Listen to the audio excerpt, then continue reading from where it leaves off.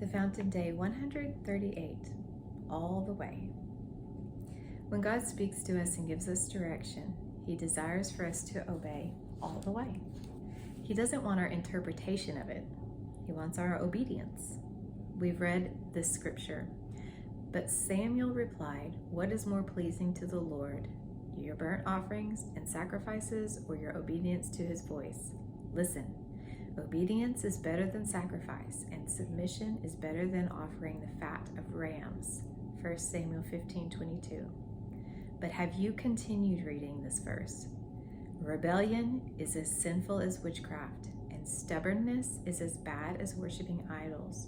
So because you have rejected the command of the Lord, He has rejected you as king. 1 Samuel 15, verse 23. I'd say that disobedience has a high price. Disobedience took Saul from being God's anointed king to having God's spirit leave him and God releasing a tormenting spirit over him. And what did the spirit of torment look like? Depression and fear. We read about it here. Now the Spirit of the Lord had left Saul, and the Lord sent a tormenting spirit that filled him with depression and fear. 1 Samuel 16, verse 14. Once again, I am convinced that depression and fear are spirits. This fact seems to be supported several times in Scripture.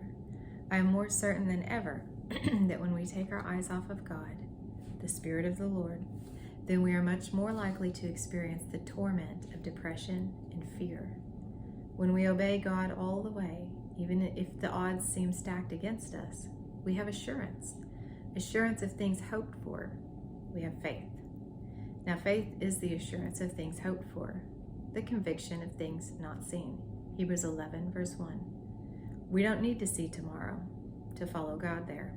We only need to see God. We need to know where He is and stay close. How do we know where He is? Scripture says, where the Spirit of the Lord is, there is freedom. For the Lord is the Spirit, and wherever the Spirit of the Lord is, there is freedom. 2 Corinthians 3:17. There is a special kind of freedom we feel when we obey God. It's unlike any other thing I've ever experienced. And once you've tasted that freedom, you would rather die than do anything to block it or fall out of sync with it. The joy I've found in following Jesus is so far beyond anything of this earth that I will not tell Him no. Obedience is the key to freedom.